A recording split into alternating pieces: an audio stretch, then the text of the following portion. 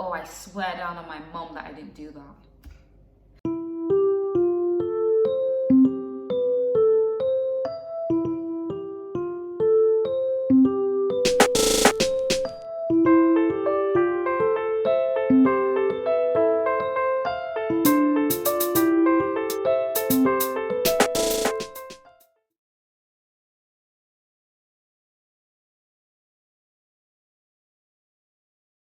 Hello guys, and welcome to today's video for the 3rd of May.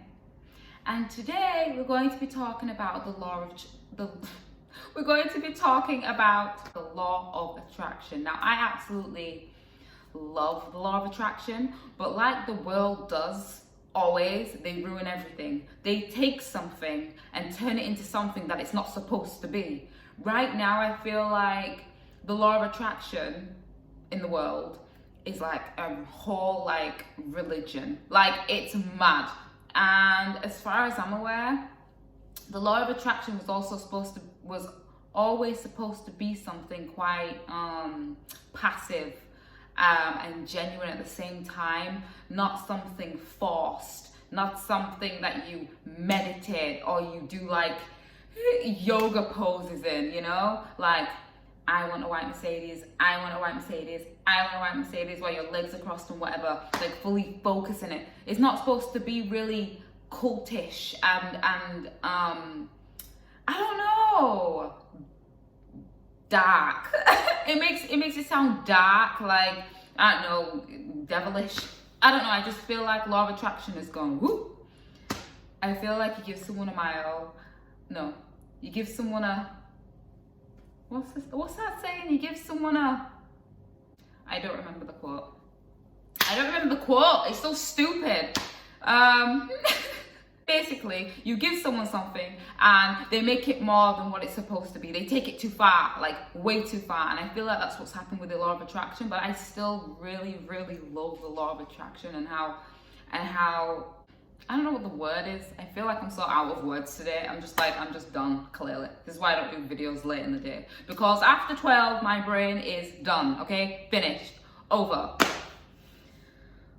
But I love how natural law of attraction is. I don't care what the world has turned it into, some sort of cult religion crap, but I don't care. Like, law of attraction will always be what it is for me. I have a really good example, and one that I always laugh about because I actually think it's funny. Do you know what I mean? I actually believe that, yes, law of attraction, but I still believe everything I have, God has given me. So even though this was a law of attraction, I feel like God was also like in on it. And he actually was playing a bit of a joke in a way. I will explain. As my title says, I spoke my boyfriend into existence, because literally that's how it felt. So about, I don't know how many years. Oh, actually, I remember. I think it was back in 2016. Okay, 2016, I was talking to a friend and he was like, oh, let me hook you up with someone, blah, blah, blah. Tell me your specs. Do you know what I mean? Your preferences and everything. So, you know, we were just like laughing about it and I was like, okay. By the way, this was like over text. So I was like, okay, I want him first and foremost to be a child of God, obviously. I want him to be chocolate because I'm chocolate and I want my kids to be chocolate. Cool.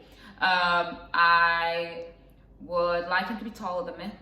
Do you know what I mean? I'm not like trying to come for any short guys or whatever. I'm 5'7", so I'm not that tall. I think I'm just like normal, but I would prefer if, you know, my guy was taller than me. Although saying that, I feel like guys who are the same height as you isn't too bad. I think that's kind of cute in some ways. Just don't wear heels ever. So yeah, I said I wanted him taller than me. I said I'd love if he went to the gym because I am also a gym person. Like, it's not a must, but it'd be really nice. You know, it'd be nice. You know what I mean? If he went to the gym too. And I think the last thing I said, I don't have a conversation anymore. And I think the last thing I said was I want him to have a London accent because it's actually my favorite accent. You know what I mean? Which is mad that I actually said that. I know it was just a joke when I was talking about it, but thinking back, it's mad that I said that because I had got to a point in my life where I knew I didn't want to be with an English boy. No morals, no manners. Sorry, not sorry. So I didn't actually want someone from here, whether they were born here or they were born somewhere, or if they were born somewhere else and brought up here. Just too many bad experiences, I swear. Not like in relationship wise, just in relationship wise, but not like boyfriend girlfriend relationship, like in both, in like, you know, boyfriend girlfriend and in like friendship. Like English boys are just not the one for me. I'm just saying. But anyways, I said London accent because regardless of what English boys like, that accent is still hot, especially if you come from Southeast London. Just saying.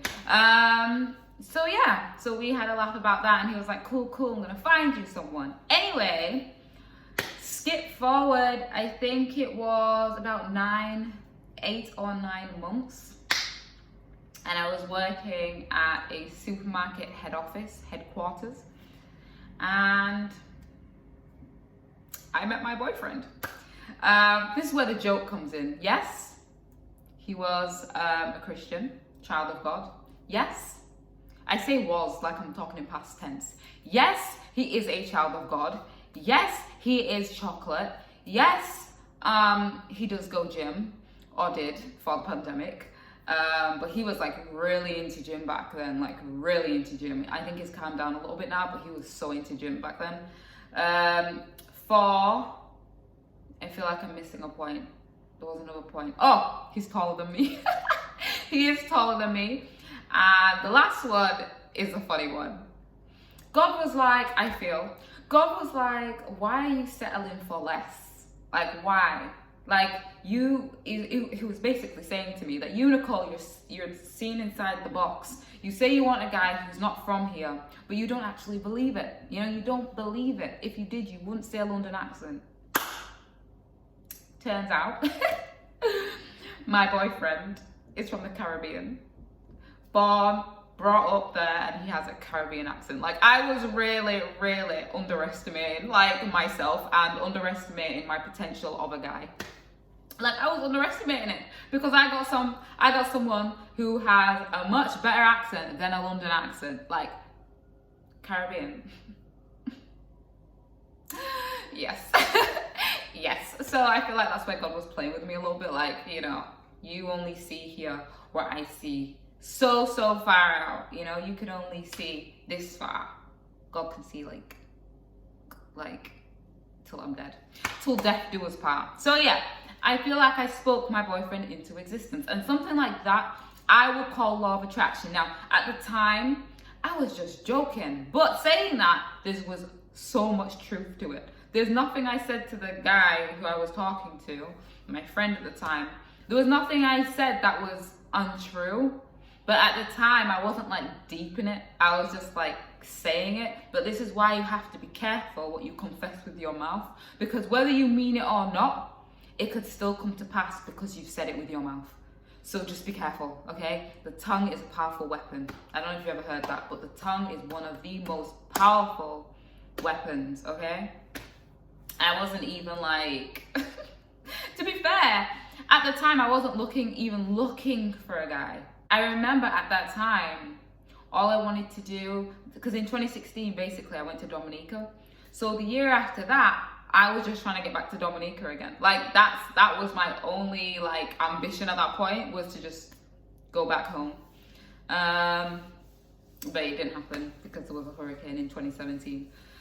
But that was also God saving my feelings, because I also met my boyfriend in 2017. And imagine if I hadn't, and then there was a hurricane, and then I just feel so empty. But I know we're sidetracking. Law of attraction.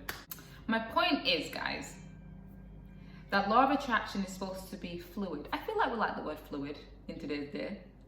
It's supposed to be fluid. It's supposed to be natural. It's supposed to be it can be intentional, but not intentional where you sit in a yoga pose and chant 5 times. Not that intentional. Intentional as if, so for example, let's say you wanted a car, right? Now, you would save up to get that car, right?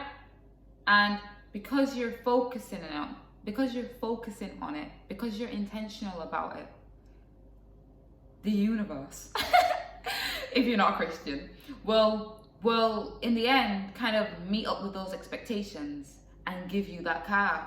But you've been intentional, you've saved up and you've worked towards that car.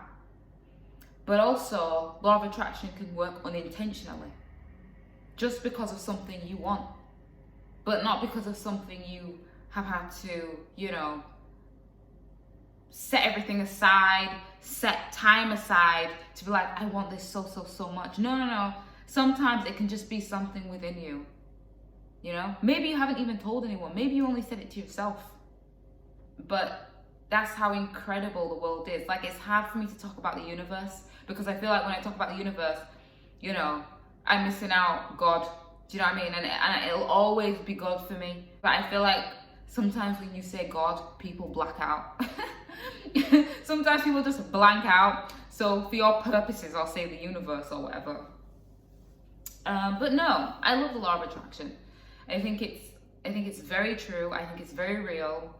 I just don't feel like it needs to be turned into some sort of religion. I understand why, because as humans, we need something. We need something to focus on. We need something to worship. We need something to feel like is ours. If you don't worship God, you feel like you need something else, whether that is law of attraction, whether that is, spiritual people that are just spiritual. I feel like spiritual is a very broad statement to make. So you have spiritual people, you have people that look up to celebrities, you have people that worship their cars, you have people that worship money. So people always need something, do you know what I mean? And I think law of attraction is just another one of those things that people are now starting to add. Even veganism, do you know what I mean? It's like people can't go anywhere without telling someone they're vegan. Why do you feel like you need to tell someone you're vegan? Like, it's so irrelevant. Do you understand?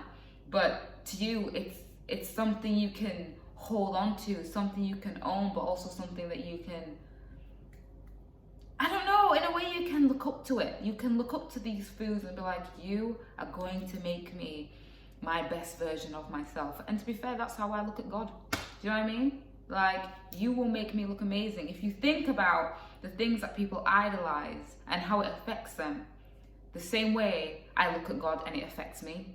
Do you understand? We all need something. It's just kind of the way we were built, really.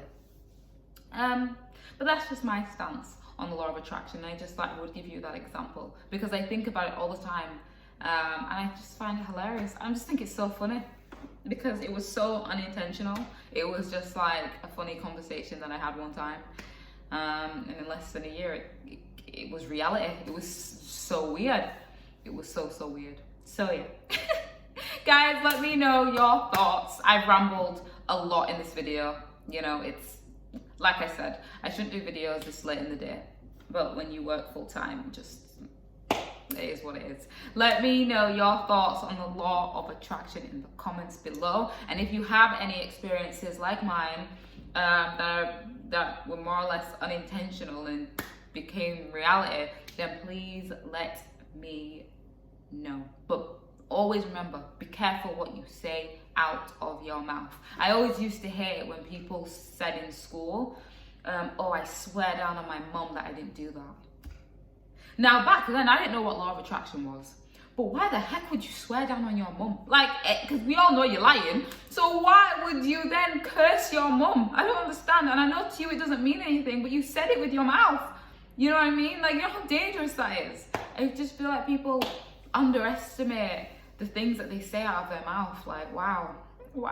Anyways, I have to end this video because, time is going. But yes, let me know your comments below. I also want to hear your experiences of how law of attraction has helped you, I guess, intentionally or unintentionally. Let me use my words properly. Okay, I will see you on tomorrow's video.